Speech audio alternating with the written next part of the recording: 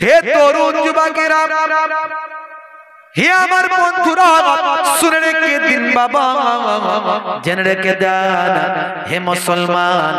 যে কথা বলছিলাম বাবা, তাহলে টলিউড, হলিউড আর বলিউডের কথা বলছিলাম। পশ্চিমবঙ্গে যারা সিনেমা জগতের নায়ক গায়ক, তাদের বলা হয় টলিউডের নায়ক নায়িকা।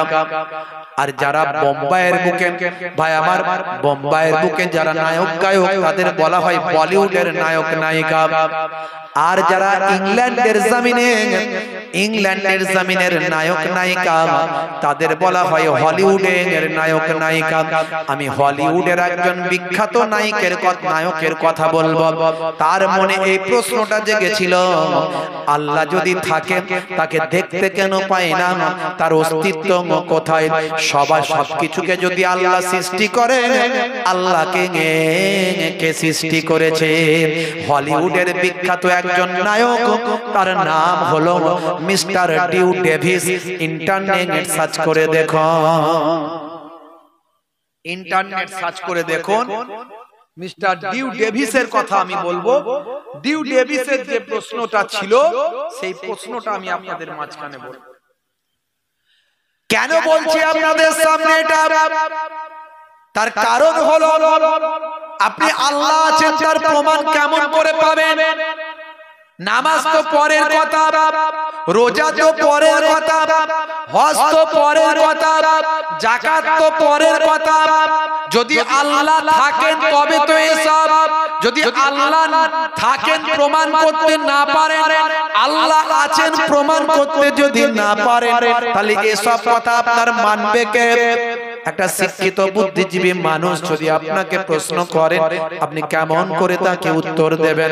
হে তরুণ যুবকেরা, মিস্টার ডিউ ডেভিসের কথা বলছি।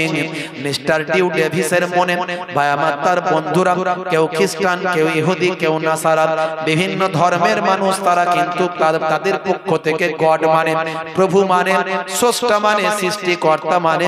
হে তরুণ যুবকেরা, কিন্তু মিস্টার ডিউ ডেভিস তিনি বলেন, আমি কোন প্রভুতে বিশ্বাস করতাম না, আমি হলাম একজন নাস্তিক, স্রষ্টা আছে বলে আমি কখনো মানতাম না।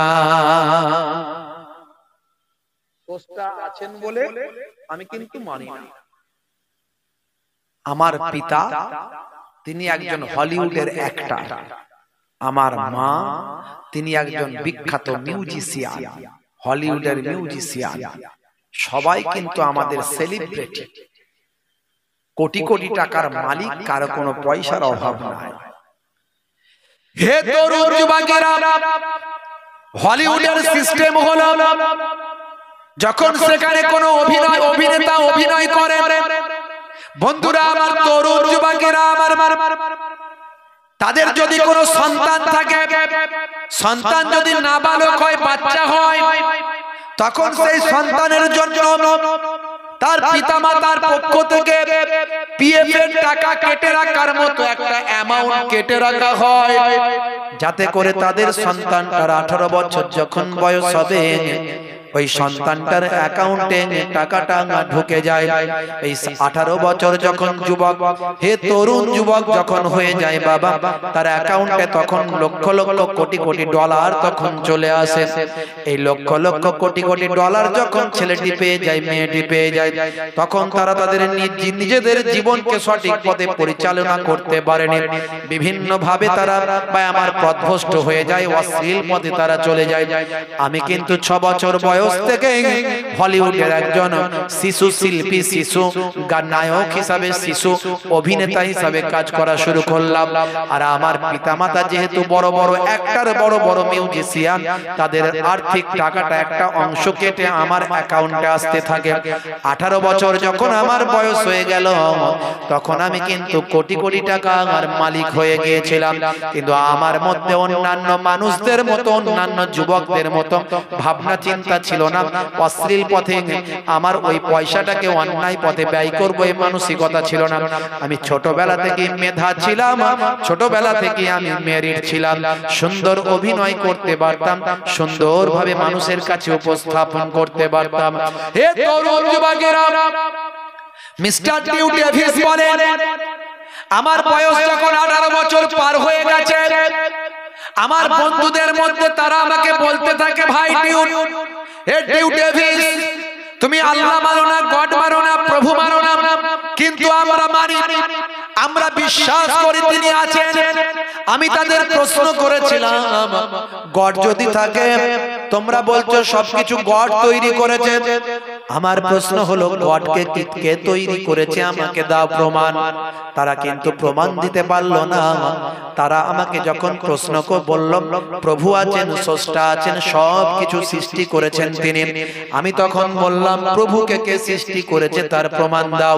তারা যখন কোনো উত্তর দিতে পারলো না, আমার মাথায় কিন্তু এই কথাটাই স্ট্রাইক করলো। আমি চিন্তার মধ্যে বিভোর হয়ে গেলাম।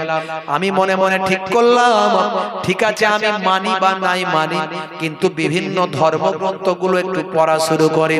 এই বলে আমি 6 মাসের জন্য আমি কোনো অভিনয় আর করলাম না।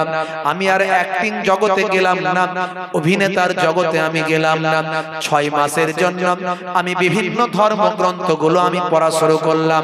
আমি পড়া শুরু করলাম বাইবেল, আমি পড়া শুরু করলাম ত্রিপিটক, আমি পড়া শুরু করলাম জিন্দাবেশ, আমি পড়া শুরু করলাম পুরাণ, আমি পড়া শুরু করলাম কোরআন, আমি পড়া শুরু করলাম বিভিন্ন ধর্মগ্রন্থগুলো পড়া শুরু করলাম। 6 মাসের জন্য আমি আমার বাড়িতে ঢুকে গেলাম। হে তরুণ যুবকেরা, হে আমার বন্ধুরা, হে আমার মুরব্বিয়ানেরা, শুনে রেখে দিন বাবা। আমি সেই সময় চিন্তা করলাম, আমার 3টে প্রশ্ন, যদি 3টে প্রশ্নের উত্তর কোন ধর্ম দিয়ে দিতে পারে, আমি তার ধর্মই গ্রহণ করব, সেই ধর্মটাই গ্রহণ করব। যদি আমার 3টে প্রশ্নের উত্তর কেউ দিয়ে দিতে পারে, কোন ধর্মগ্রন্থ যদি দিয়ে দিতে পারে, কোন ধর্মীয় ব্যক্তি যদি দিয়ে দিতে পারে, আমি তার ধর্মটাই গ্রহণ করব। এই চিন্তা ভাবনা নিয়ে সমস্ত ধর্মগ্রন্থগুলো নিয়ে আমি বাড়ির মধ্যে ঢুকে গেলাম। 6 মাস আমি আর অন্য কোনো কাজ করলাম না। 6 মাস ধরে শুধু ধর্মশাস্ত্র নিয়ে রিসার্চ করলাম, গবেষণা করলাম। আমার প্রথম নাম্বার প্রশ্ন ছিল, 1 নাম্বার প্রশ্ন ছিল, যদি গড থেকে থাকেন, স্রষ্টা যদি থাকেন, প্রভু যদি থাকেন, নিশ্চয় তার পক্ষ থেকে একটা নির্দেশনা থাকবে, তার পক্ষ থেকে একটা পুস্তক থাকবে, তার পক্ষ থেকে একটা বই থাকবে।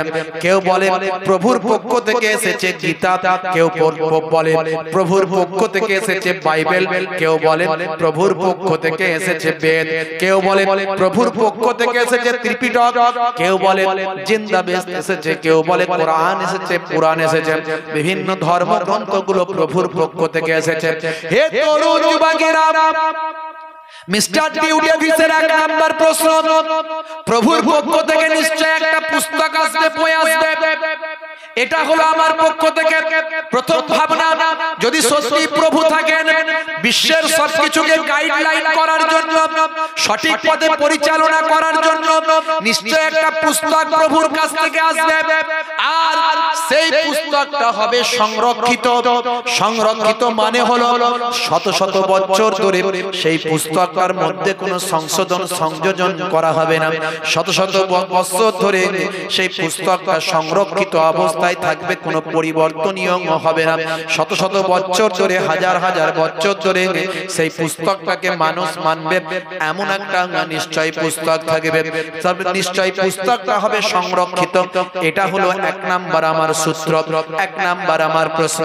যদি মিলে যায় এমন একটা গ্রন্থ, তাহলে আমার 1 নাম্বার প্রশ্নটা মিলে যাবে।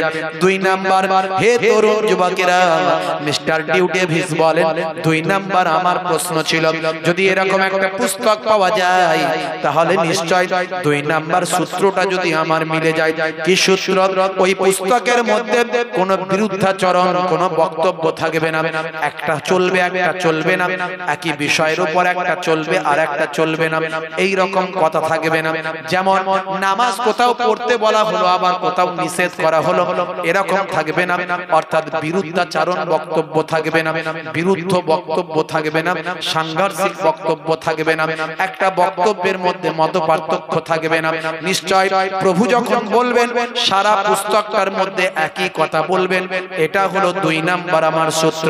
ভাই আমার, হে তরুণ যুবকেরা, আর 3 নাম্বার সূত্রটা যদি আমার মিলে যায়, সেটা যদি আমার মিলে যায়, কি সেটা না, যখন সেই পুস্তকটা পৃথিবীর জমিনে পাওয়া যাবে, যখন সেই পুস্তকটা পৃথিবীর জমিনে আসবে, যেহেতু প্রভুর পক্ষ থেকে এসেছে, পৃথিবীর মানুষ সেই পুস্তকটার ব্যাপারে ভাই আমার তথ্যের ব্যাপারে অবগত থাকবে না। এমন এমন তথ্য সেই পুস্তকের ভিতরে থাকবে যা তৎকালীন যুগের মানুষের জানা থাকবে না। কথা বোঝা গেল? এক নাম্বার, প্রভু যদি থাকে, একটা তার পক্ষ থেকে বাণী আসবে, পুস্তক আসবে। আর সেই পুস্তকটা থেকে আমার তিনটে প্রশ্ন। পুস্তকটা যদি সংরক্ষিত হয়, সংরক্ষিত মানে শত শত বছর, হাজার হাজার বছর ধরে মানুষ মেনে আসছে, সংরক্ষণ করা আছে, তাতে কোনো সংশোধন সংযোজন কেউ করেনি, কেউ প্লাস মাইনাস করেনি, এক নাম্বার। দুই নাম্বার, সেই পুস্তকের বক্তব্যে কোনটা কোনো বক্তব্য পক্ষে, আবার কোন বক্তব্য তার বিপক্ষে, এরকম থাকবে না। সবটাই প্রভু যেটা বলবেন, সে প্রভুর বক্তব্য কখনো বিরুদ্ধাচরণ থাকবে না, যেটা বলা হবে সেটাই থাকবে। কোথাও বলা হবে মদ খাওয়া হারাম, আবার কোথাও সেই পুস্তকে বলা থাকবে মদ খাওয়া হালাল, এটা থাকবে না। হারাম হারাম, বোঝা গেল? তিন নাম্বার, সেই পুস্তকটা ভাইরা আমার, তরুণ যুবকেরা আমার, মুরব্বিয়ানেরা আমার, শুনে রেখে দেন, জেনে রেখে দেন, ওই পুস্তকটা কি বলবো ভাইরা আমার, ওই পুস্তকটার মধ্যে এমন কিছু বক্তব্য, যে বক্তব্যগুলো, তথ্যগুলো সেই জামানার তৎকালীন যুগের মানুষেরা জানে না, যেহেতু প্রভুর কাছ থেকে এসেছে, প্রভুই জানেন, পৃথিবীর মানুষের জানার কথা নয়। এমন বক্তব্য সেখানে আছে, তখনকার মানুষ সেটা জানে না। গবেষণা করছে সব পুস্তক নিয়ে, করতে করতে মিস্টার ডিউ ডেভিস কোরআন মাজিদ পড়া শুরু করে দিলেন। জোরে হবে না? আর জোরে হবে না? যদি আগুন লেগে ধ্বংস হয়ে যায়, ধ্বংস হয়ে যায় পৃথিবীর সব বইয়ের দোকান, তবু বিশ্ব থেকে হারাবে না পবিত্র কোরআন। জোরে হবে না? পেছন দিকের মানুষগুলো একটু জোরে হবে না? হে তরুণ যুবকেরা আমার, আমার আল্লাহ কোরআন মাজিদে বলেন যালিকাল কিতাব। আরবিতে যদি বলা হয় মানে এই হাযাল কিতাব, এটা হলো সেই কিতাব, লা শাক্কা ফি, এতে কোনো সন্দেহ নাই, যালিকাল কিতাব লা রাইবা ফি হুদাল লিল মুত্তাকিন, এটা হলো সেই কিতাব যাতে কোনো সন্দেহ না হয়, মুত্তাকি বান্দারা এই কিতাব থেকে হেদায়েত প্রাপ্ত হবে। মুত্তাকি বান্দা বলতে কারা? যারা আল্লাহকে ভয় করে। হে তরুণ যুবকেরা, আমার আল্লাহ বারবার বলেছেন ইয়া আইয়ুহাল্লাযীনা আমানুত্তাকুল্লাহ, হে বিশ্বাসী বান্দারা তোমরা আমি আল্লাহকে ভয় করো। আল্লাহকে যদি বান্দা বেশি বেশি ভয় করতে পারে, তখনই বান্দা মুত্তাকি বান্দা হতে পারবে। আমরা আল্লাহকে বেশি ভয় করি না পুলিশকে বেশি ভয় করি? বলেন তো কাকে ভয় করি? মন থেকে, অন্তর থেকে বলবেন ঠিক করে। ওই ওপরে হুজুরকে খুশি করার জন্য আল্লাহকে ভয় করি বলে দেবেন, হ্যাঁ? আর জোহরের আজান হচ্ছে, আর ওদিকে পুলিশ এসেছে, পুলিশ এসে ডাক দিয়েছে, আজানে যাবেন না পুলিশের কাছে যাবেন? নামাজ আমার অনেক আছে বাবা, আগে পুলিশ বাবু কি বলছে দেখি, বাবারে ধরে নিয়ে চলে গেলে বিপদ হয়ে যাবে। কথা ঠিক না ভুল? হ্যাঁ, এসডিও সাহেব চিঠি করেছে, চিঠি কাল সকাল 10টার সময় এসডিও অফিসে এসে দেখা করো। সিভিক পুলিশ চিঠিটা ঘরে দিয়ে চলে গেল। 10টার সময় সলিমউদ্দিন ভাইকে এসডি অফিসে ডেকেছে। আপনি 10টায়, 10:30টায় গিয়ে পৌঁছাবেন, 11টায় গিয়ে পৌঁছাবেন, না কটায় যাবেন? সকাল 9টার আগে গিয়ে বসে থাকবেন। বাবা রাস্তায় জ্যামে যদি পড়ে যায়, লেট যদি হয়ে যায়, 10টার জায়গায় 10:30টা হয়ে গেলে আবার বিপদ বেড়ে যেতে পারে। কথা ঠিক না ভুল? তাহলে মুসলমান ভয় কাকে বেশি করি, আল্লাহকে না পুলিশকে? আল্লাহকে না নেতাকে? নেতাকে, চোরকে, ডাকাতকে। শেষে আল্লাহকে একটু না জান্নাত যদি না দেয়, সবাই বলছে হুজুররা এত ওয়াজ করছে, নামাজটা না পড়লে নয়, হলে হলো, না হলে না হলো, চল না বাবা কোন রকমের দুরাকাত পড়ি। জুম্মার দিনে বাঁশবাগানের ঝাড় থেকে ফ্রি ফায়ার খেলতে খেলতে মুসলমানের পল্টু ছুটে ছুটে, ভাই আমার ফ্রি ফায়ার বন্ধ করতে করতে ইমাম সাহেব যখন আল্লাহু আকবার বলেছে, ও খেচে মেরে দৌড়ে মসজিদে গিয়ে কোন রকমে পাশ কাটিয়ে সিজদাটা ঠকা ঠক মেরে দিয়েছে। বুঝতে পারছেন? এই তো আল্লাহকে ভয় করি না। নামাজটা জুম্মার দিনেও পড়লে লোকে বলবে জুম্মার নামাজও পড়েনি। আরো ভালো করে জানে, হুজুররা বলে মনে হয় যে 3টে জুম্মা বাদ দিলে নাকি মুসলমানের খাতা থেকে বাদ। এই মশলা ভালো জেনে আছে, 2টো বাদ দিলেও 3 নম্বরটা মিস করবে না। যেখানেই থাকুক 2 রাকাত ছুটতেই হবে মাথা গিয়ে, না হলে নাম যদি কেটে যায়। বুঝতে পারছেন? হ্যাঁ, মুসলমানের ছেলে শাহরুখ খানের ভক্ত, সলমান খানের ভক্ত, নায়ক গায়কের খেলোয়াড় প্লেয়ারের ভক্ত। হাই রে হাই, রাগ করবেন না ভাই। মুসলমান মাথা চুলে ছাঁট দেখলে বমি এসে যায়। কি চুলের ছাঁট? বলে হুজুর এটা রোলান্ডিনহোর ছাঁট দিয়েছি। সর্বনাশ! রোলান্ডিনহোর ছাঁট, ওটা ও কি মানায়, তোমাকে মানায় না। ওটা ও কি মানায়, তোমাকে মানায় না। তুমি চাইনিজদের স্টাইল করছো, ওকে আল্লাহ চাইনিজ করেছে, ওর স্টাইলটা ওকে মানায়। তোমাকে আল্লাহ মুসলমান ঘরে পাঠিয়েছে, তুমি মুসলমান ঘরের স্টাইলটা দাও, ওটা তোমাকে মানাবে, দুনিয়াতেও মানাবে, আখেরাতেও মানাবে। কথা ঠিক না ভুল? মুসলমানের ছেলে হাতে বালা, কানে দুল, প্যান্টের 3 জায়গায় ছেঁড়া, হাতে লাগিয়েছে কালো কার, পায়ে লাগিয়েছে কালো কার, মাথার চুলের ছাঁটটা সে চিমার মতো না রোলান্ডিনহোর মতো দিয়েছে। হাই হাই মুসলমান! আজকে নায়ক গায়কের ভক্ত হয়ে এদের চরিত্র কোন জায়গায় পৌঁছে গেছে। আল্লাহ আমাদের হেফাজত করেন। আমরা জানি না অন্যায় করছি বা করেছি, আমরা জানলাম কেন অন্যায় করব। মাঝে মাঝে জলসা এলে ওই খড়ি বাড়িতে একটু দাঁড়িয়ে চা খাই। বুঝতে পারছেন? চাটা ভালো করে তো দাঁড়াই, চা খাই। রাস্তায় মসজিদে, ওখানে একটা ছোট মতো মসজিদ আছে, মাঝে মাঝে নামাজ পড়ি। কোন সময় যদি দেরি হয়ে যায়, হয়তো জামাত হয়ে গেছে, সময় দেরি হয়ে গেছে, গাড়িটায় বসে বসে একটু পশ্চিম দিকে মুখ করে আর একটু নামাজটা বসে বসে পড়ি। কোন কোন সময় এত ভিড়, হাই রে হাই, ছেলে মেয়ে সেখানে হই হই হচ্ছে। বুঝতে পারছেন? মুসলমানের ছেলে মেয়ে অশ্লীল ভাবে ঘোরাঘুরি করছে, এমন মানুষও সেখানে ঘোরাঘুরি করছে। ভাইরা আমার, তরুণ যুবকেরা আমার, বিয়ে শাদী হয়নি, বিয়ে শাদী হয়নি, যুবক যুবতীরা তারা হাত ধরে ঘুরে বেড়াচ্ছে। আপনার ঘরের ছেলে মেয়েটা পড়াশোনার নাম করে কোথায় যাচ্ছে আপনার কি খবর আছে? সেটা অবৈধ সম্পর্কের মধ্যে নিমজ্জিত আছে। হে যুবতী, তুমি একটা পুরুষের সঙ্গে, একটা যুবকের সঙ্গে অবৈধভাবে যে সম্পর্ক তৈরি করেছো, শাহরুখ খানের ভক্ত সেজেছো, ওই ছেলেটি তোমার সঙ্গে 2 বছর 1 বছর প্রেম নিবেদন করে, প্রেম প্রীতি ভালোবাসা করে, তোমার সঙ্গে অশ্লীলতা অন্যায় করে সে যদি পালিয়ে যায়, চলে যায়, তার দায়টা কে নেবে?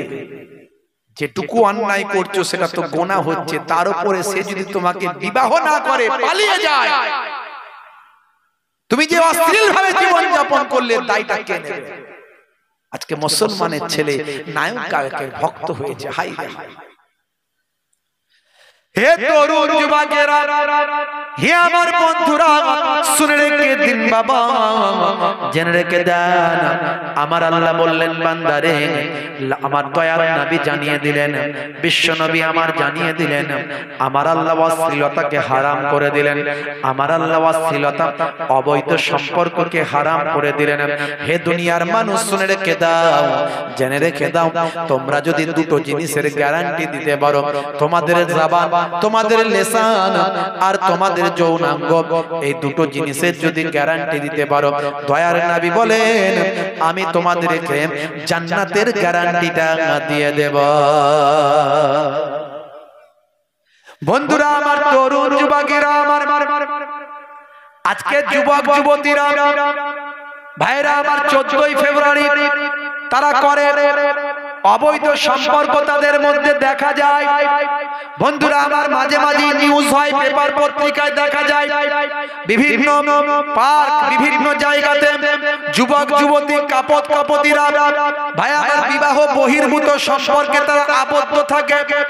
ইসলামে হারাম। হে যুবক, তুমি কেন অন্যায় কাজ করছো? আমার আল্লাহ কোরআন মাজিদের মধ্যে জানিয়ে দিলেন, বাল তুসিরুনাল হায়াতাদ দুনিয়া ওয়াল আখিরাতু খায়রুম ওয়া আবকা। এই দুনিয়া হলো ক্ষণস্থায়ী, পরকাল হলো চিরস্থায়ী। কিয়ামতের একটা দিন হবে 50,000 বছরের দিন। সেই 50,000 বছরের দিনের তুলনায় তুমি 50 বছর, 60 বছর, 70 বছর বাঁচবে। মাত্র তুমি সেই দিনের তুলনায় কয়েক মিনিট কিংবা কয়েক সেকেন্ড তুমি পৃথিবীতে বাঁচছো। তুমি সেই সামান্য কয়েক মিনিট, কয়েক সেকেন্ডে তুমি তোমার নফসকে কন্ট্রোল করতে পারছো না। তুমি তোমার নফসের বশবর্তী হয়ে গিয়ে অন্যায় কাজে তুমি শরীক হয়ে যাচ্ছ। হে নারীরা, হে নারীরা, মায়েরা, বোনেরা, তোমরা নিজেদের জীবনকে ধ্বংসের দিকে এগিয়ে দিও না, অবৈধ সম্পর্কে লিপ্ত হয়েও না। আল্লাহর নবী, আল্লাহর রাসূল জানিয়ে দেন, অবৈধ সম্পর্ককারী জান্নাত যেতে পারবে না। হে তরুণ যুবকেরা, হে আমার বন্ধুরা, শুধু তাই নয় যে পুরুষেরা নারীদের অনুকরণ করে, নারীরা পুরুষদের অনুকরণ করে। আল্লাহর নবী, দয়ার নবী জানিয়ে দেন, লানা রাসূলুল্লাহ সাল্লাল্লাহু আলাইহি ওয়াসাল্লাম আর রাজুলু ইয়ালবাসু লিবসাতাল মারআতি ওয়াল মারআতা তালবাসু লিবসাতার রাজুল। আল্লাহর নবী লানাত দিয়েছেন ওই সমস্ত পুরুষ আর নারীদের উপর, ওই সমস্ত পুরুষ আর মহিলাদের উপর যারা যে সমস্ত পুরুষেরা নারীদের, মহিলাদের অনুকরণ করে আর নারীরা পুরুষদের অনুকরণ করে, হারাম কাজে লিপ্ত হয়, অশ্লীল ভাবে জীবন যাপন করে। আল্লাহ এবং তার রাসূল তাদের উপর লানত দিয়েছেন। বাবা, হে যুবকেরা, আজ থেকে তোমরা নায়ক গায়কের ভক্তের খাতা থেকে নামটা কেটে, ভাই আমার, আপনারা আমার দয়ার নবী মহানায়ক, আপনারা আমার দয়ার নবী মহাবিজ্ঞানী, আপনারা আমার দয়ার নবী আখিরি জামানার পয়গম্বর, নবীদের নবী, সেই রাসূলের ভক্ত হয়ে যাও, রাসূলের ভক্ত হয়ে যাও। রাসূলের ভক্ত হয়ে গেলে জীবনটা ধন্য হয়ে যাবে। দয়ার নবী গো, আমার ময়ার নবী গো, সব ছাড়িব কিন্তু তোমায় ছাড়তে পারি না। জোরে হবে না? জোরে হবে না? বন্ধুরা আমার, তরুণ যুবকেরা আমার, তাহলে পৃথিবী বিখ্যাত একজন অভিনেতার কথা বলছি আমি, নাম হলো মিস্টার টিউ ডেভিস, যিনি 6 বছর বয়স থেকে অভিনেতা। ভালো করে মনে রাখবেন, হলিউডের তিনি। তাহলে প্রশ্ন ছিল 3টে। 1 নাম্বার প্রশ্ন করেছিল কি? 1 নাম্বার প্রশ্ন করেছিল, আল্লাহ যদি সত্যি থাকেন তাহলে তার পক্ষ থেকে একটা বাণী আসবে আর বাণীটা হবে সংরক্ষিত। 2 নাম্বার প্রশ্ন ছিল, সেই বাণীর মধ্যে কোনো বিরুদ্ধাচরণ কথাবার্তা থাকবে না, একটা বাক্যের সঙ্গে অন্য বাক্যের পার্থক্য থাকবে না, একটা বক্তব্যের সঙ্গে অন্য বক্তের কোনো লড়াই থাকবে না। এটা হলো 2 নাম্বার তার সূত্র ছিল, যদি মিলে যায়। 3 নাম্বার সূত্রটা তিনি দিয়েছিলেন, যখন সেই বক্তব্য বা সেই বাণীটা যখন পৃথিবীর জমিনে আসবে, সেই জামানার মানুষটা, সেই জামানার মানুষ মানুষ সেই তথ্য জানে না, এমন তথ্য সেই গ্রন্থের মধ্যে থাকবে। এই তিনটে বক্তব্য তার ছিল। বন্ধুরা আমার, তরুণ যুবকেরা, মিস্টার ডিউ ডেভিস 6 মাস ধরে বিভিন্ন ধর্মশাস্ত্রগুলো গবেষণা করলেন। 6 মাস ধরে গবেষণা করে তিনি চিন্তা করলেন, হাই রে হাই, আমার এই বক্তব্যের সঙ্গে একটা কিতাব পুরোপুরি মিলে যায়। সেই কিতাবটার অন্য কিতাব নয়, সেটা হলো কোরআন মাজিদ। নাহানু নাযালনা যিকরা ওয়া ইন্না লাহু লাহাফিজুন। এই কোরআন মাজিদ আমি আল্লাহ নাজিল করেছি, আর এর হেফাজতের দায়িত্বটাও আমি আল্লাহ গ্রহণ করেছি। কোরআন মাজিদের হেফাজতের দায়িত্ব কে নিয়েছে? আল্লাহ নিয়েছে। যদি আগুন লেগে ধ্বংস হয়ে যায় পৃথিবীর সব বইয়ের দোকান, তবু বিশ্ব থেকে হারাবে না পবিত্র কোরআন। করবে কেমন করে কোরআন ধ্বংস? আগুনের ও তেজ। করবে কেমন করে কোরআন ধ্বংস? আগুনের ও তেজ। আছে বিশ্বে ভরা অগণিত কোরআনে হাফেজ। তারা ছাপি আসমানি গ্রন্থ, তারা ছাপি আসমানি গ্রন্থ, বাঁচাবে ইসলামের সম্মান, তবু বিশ্ব থেকে হারাবে না পবিত্র কোরআন। জোরে হবে না? জোরে হবে না? Dew Davis, mister Dew Davis, বন্ধুরা আমার, তিনি চিন্তা করলেন 1450 বছর থেকে এই প্রভুর পক্ষ থেকে যে গ্রন্থটা এসেছে বলে বলা হয় আল কোরআন, এই কোরআনটা সত্যি সংরক্ষিত। কারণ পৃথিবীর সমস্ত গ্রন্থের মধ্যে সংশোধন সংযোজন হয়েছে, প্লাস মাইনাস হয়েছে, কিন্তু 1450 বছর ধরে এই কোরআন মাজিদের মধ্যে কোনো সংশোধন সংযোজন হয়নি। 1450 বছর ধরে এই কিতাবটা সংরক্ষিত অবস্থায় আছে।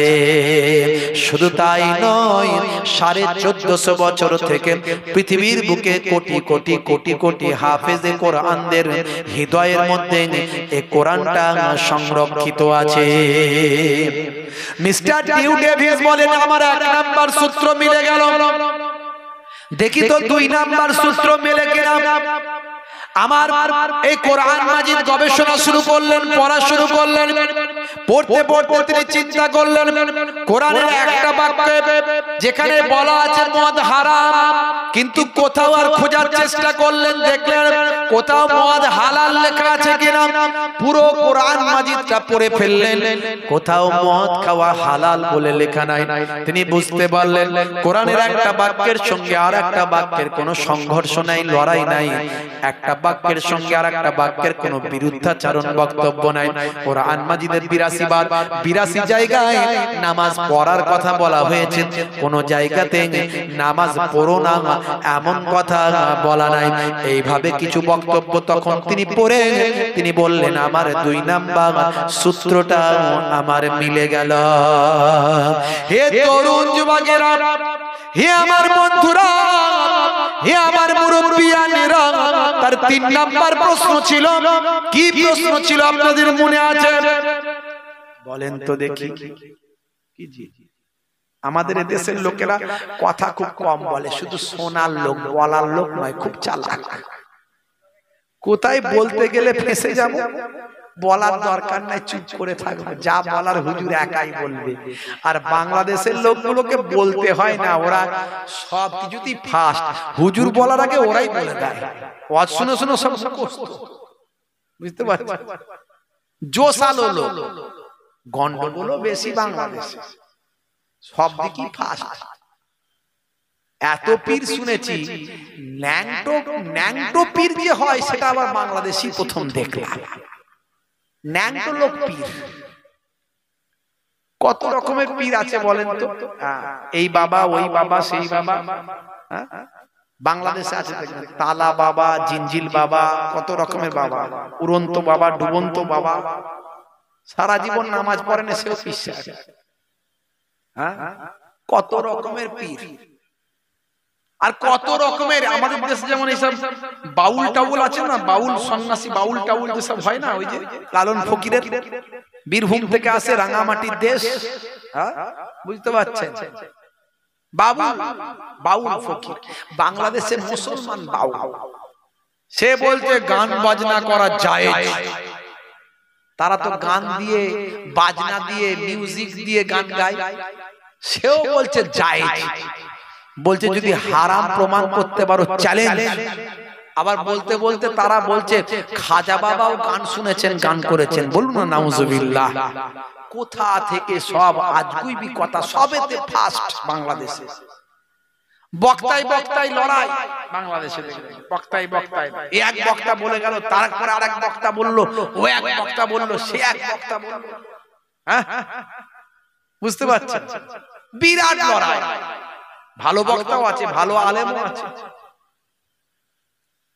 এই কদিন আগে, এই কয়েকটা দিন আগে বাংলাদেশের একজন শেখ বক্তা আছে, শেখ, নাম হলো শেখ আহমদুল্লাহ। ইন্টারনেটে দেখবেন খুব হইচই চলছে, পক্ষে বিপক্ষে বিরাট বক্তব্য, বিরাট তোলপাড় চলছে। সে শেখ আহমদুল্লাহ সেই বক্তা বক্তব্য রেখেছে, তার বিরুদ্ধে আবার একটা বক্তব্য বক্তা আছে দেখবেন, মুফতি গিয়াসউদ্দিন তাহিরি, খুব ফেমাস। যা জিকির করে না, জিকির শুনলে মাথা খারাপ, বুঝতে পারছেন। লোকে মাঝে মাঝে গাছে উঠে পড়ে জিকির শুনে। হ্যাঁ, বাংলাদেশে দেখবেন জিকির হয়, এমন জিকির হচ্ছে স্টেজ থেকে মজলিস থেকে লাফিয়ে বক্তার ঘাড়ের উপর দিয়ে ডিমবাজি খেয়ে মাইক ফাইক নিয়ে টেনে নেমে বেরিয়ে যাচ্ছে একদম। মাথা খারাপ, জিকির দেখলে মাথা খারাপ। ওই গিয়াসউদ্দিন তাহিরি সাহেবের প্রথম আমি চিনলাম কবে জানেন? যখন ওই জিকির করতে করতে বলছেন বসুন বসুন, বসে যান হাইবার আলী। আমার সেই হাইবার আলী শুনে খুব হাসি পেয়েছিল। তারপর থেকে গিয়াসউদ্দিন সাহেব বক্তা ভালো, বুঝতে পারছেন, আলেমও ভালো, কিন্তু কিছু কিছু সব যা সবাইরই গন্ডগোল কিছু কিছু আছে। এ শায়েখ বলেন, মৌলানা বলেন, মুফতি বলেন, সবেরই কিছু কিছু গন্ডগোল, সবেতেই ফাঁস করা। শেখ আহমদুল্লাহ সাহেব ভালো আলেম, যোগ্য আলেম। গিয়াসউদ্দিন তাহিরি সাহেব, সেও যোগ্য আলেম, ভালো আলেম।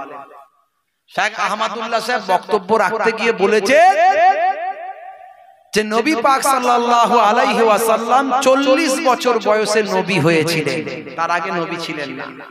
40 বছর বয়সে নবী হয়েছিলেন। হয়তো পুরোপুরি ক্লিয়ার করেননি বিষয়টা, যে 40 বছর বয়সে নবুয়তের স্বীকৃতি পেয়েছে। কিন্তু কথাটার মধ্যে খুব ভাবনা চিন্তার কথা।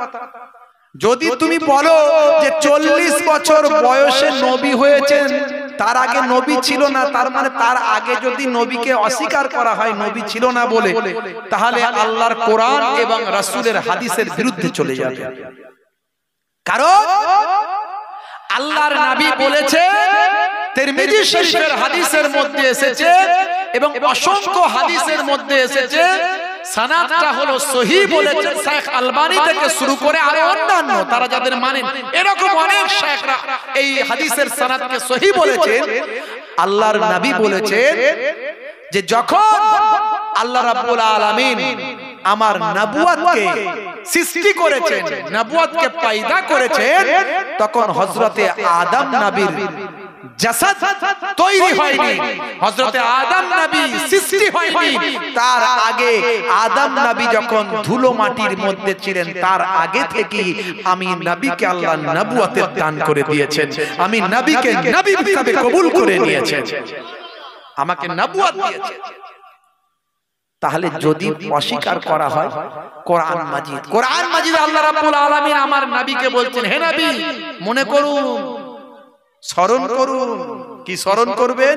ওয়াইজ ক্বালা রাব্বুকা লিল মালাইকাতি ইন্নী জাইলুন ফিল আরদি খলিফা ক্বালু আতাজআলু ফিহা মান ইফসিদু ফিহা ওয়া ইসফিকুদ দিমা ওয়া নাহনু নুসাব্বিহু বিহামদিকা ওয়া নুকাদ্দিসু লাক ক্বালা ইন্নী আ'লামু মা লা তা'লামুন। হে নবী স্মরণ করুন, সেই দিন নবীকে বলছেন স্মরণ করুন, সেই দিন